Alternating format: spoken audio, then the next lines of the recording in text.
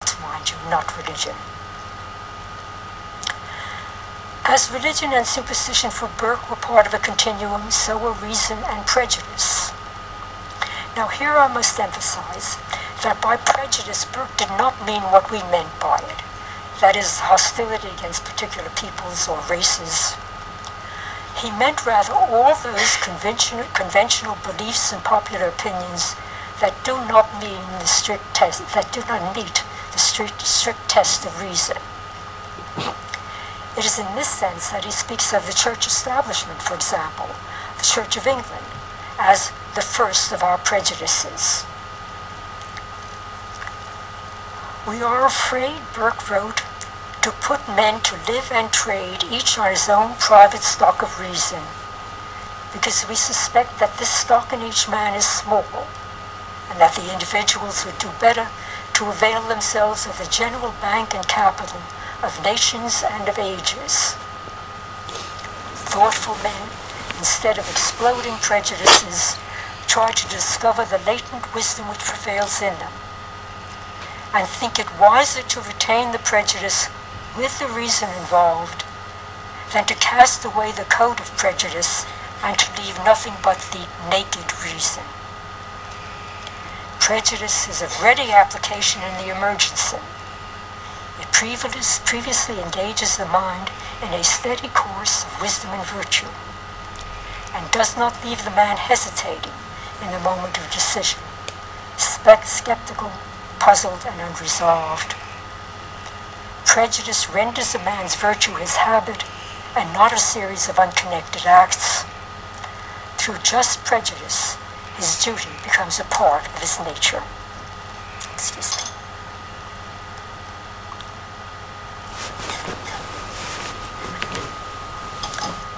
This was an audacious idea to present to enlightened men in an enlightened age. A challenge to those French philosophes who would indeed leave men with nothing but their private stock of reason, their naked reason. It was all the more audacious because Burke's continuum of reason and prejudice, you remember, with the reason involved, with the wisdom involved in it, the latent wisdom in it, that continuum had the effect of creating something like a continuum, a commonality of human beings. It was the common feelings, he said, the natural feelings of men, the wisdom of unlettered men. It was these that permitted Burke to speak so confidently of the true moral equality of mankind. And it is why he could also invoke so confidently and so frequently the two words that are a refrain throughout the reflections, wisdom and virtue. Prudence, he said, is the first of all virtues. Prejudice engages the mind in a steady course of wisdom and virtue. Our ancestors provide a standard of virtue and wisdom. The church establishment is a prejudice not destitute of reason, but involving in it profound and extensive wisdom. And, more provocatively, there is no qualification for government but virtue and wisdom, actual or presumptive. Finally, there is the most controversial, offensive, some people think, the most controversial part of the reflections, the paean to Marie Antoinette and the idea of chivalry she symbolized, which occasioned Burke's boldest reflections about the relation of culture to politics. The ideas and pleasing illusions of chivalry, honor, reverence, sentiments, manners, were the product, he said, of the moral imagination, an imagination necessary to cover the defects of our naked, shivering nature. Because these ideas and illusions were shared by everyone to one degree or another, they had the effect, he insisted, not only of elevating everyone as individuals, but also of uniting everyone in a common spirit, thus contributing to the moral equality of mankind. And that Moral equality, in turn, promoted something like a social equality and even a measure of political equality. It was this idea of chivalry, Burke said, which, without confounding ranks, had produced a noble equality and handed it down through all the gradations of social life. It was this which mitigated kings into companions and raised private men to be fellows with kings, obliged sovereigns to submit to the soft collar of social esteem, and gave a dominating vanquisher of laws to be subdued by manners. And it was this age of chivalry, as much as the old regime itself, that was a casualty of the revolution.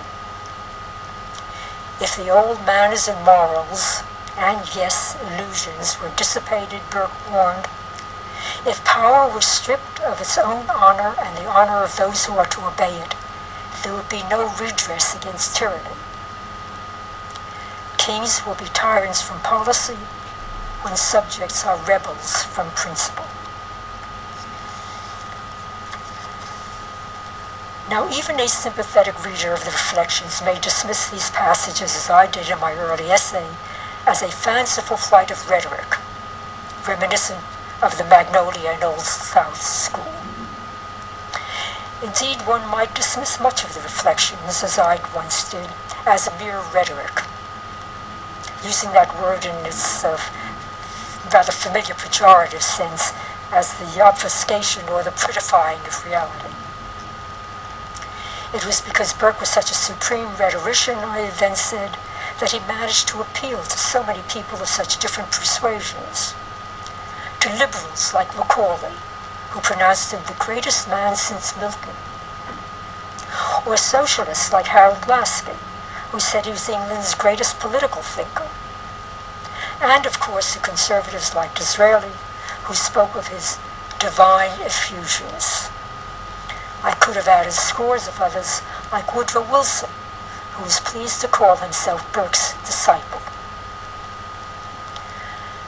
Today, what impresses me about Burke's rhetoric in the non-pejorative sense is how much of it, so far from trying to be ingratiating, was deliberately harsh and provocative. The defense of prejudice and superstition, of prescription and presumption, of chivalry and pleasing illusions. These are hardly words intended to endear him to his enlightened readers, for whom they were then and still are red flags. He might have used more agreeable, more palatable terms: belief, tradition, convention, opinion.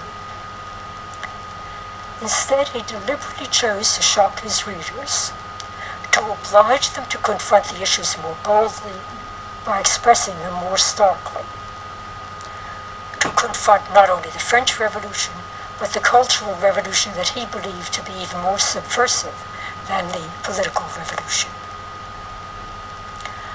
More subversive indeed for England as well as France, which is why so much of the Reflections, especially the first part of it, a very large part of it, is a vigorous critique of those Englishmen who were reinterpreting their own revolution in the spirit of the French, as if their revolution had given them the right to select, in effect to elect, the king and dispose of him at will.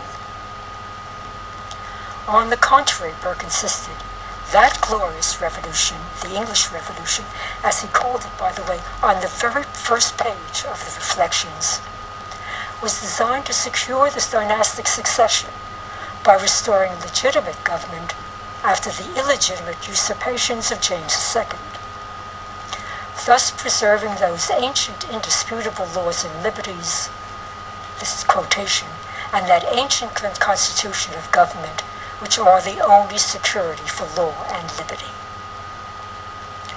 The French, Burke argued, could have reformed their government in the same reformist manner, but chose instead the fatal path of revolution, of total revolution. It is this Burke, the author of the Reflections, who is often pilloried as reactionary, quite wrongly, I obviously believe. But no one could attach that label to the Burke who, as a Whig, not a Tory, sided with Parliament and party against the King and his ministers. Nor did it apply to the Burke who was a friend and disciple of Adam Smith, who is reputed to have said, that is, Smith is reputed to have said that Burke was, quote, the only man who, without communication, thought on these topics, that is, a free market, free economy, exactly as he, Smith, did. Nor did it apply to the Burke who defended John Wilkes, the radical member of Parliament who was expelled from the House of Commons for libeling the King. Nor to the Burke who conducted a long campaign against Warren Hastings and the East India Company for abusing their charter and exploiting the people of India.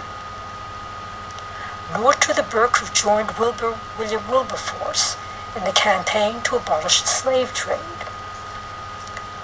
Nor, most notably, to the Burke who was an eloquent champion of America before and during the American Revolution.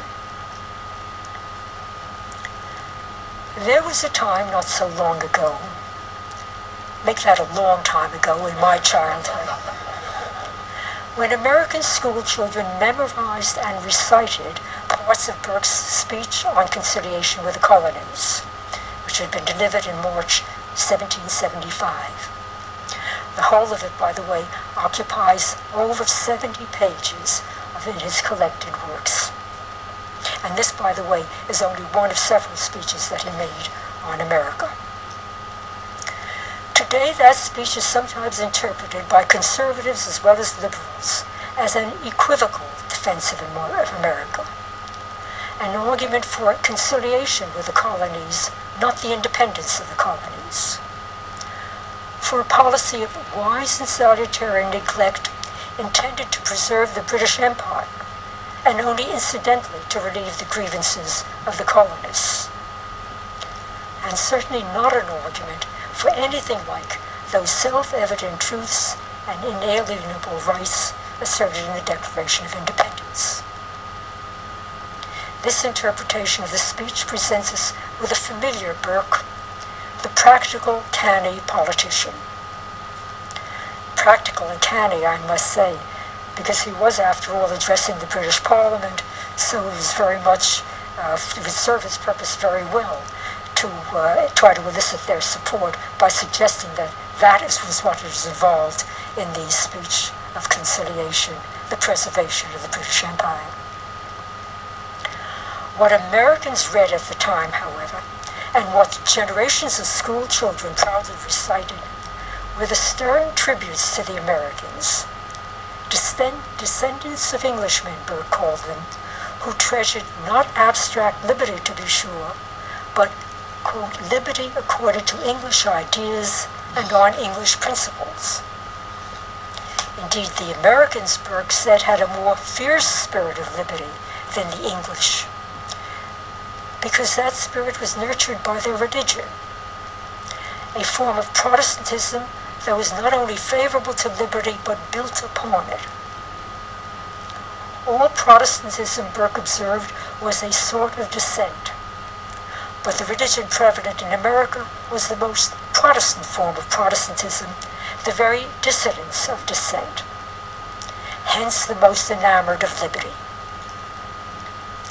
It is interesting, by the way, to find Burke at various times, under various circumstances, he would say, defending the Catholic establishment in France, the Anglican establishment in England, and the disestablished dissenting churches in America.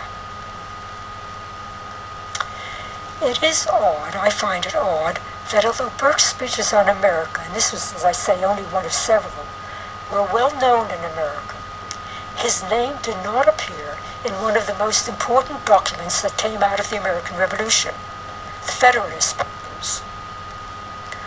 Nor did Burke, so far as I know, ever mention the Federalist Papers.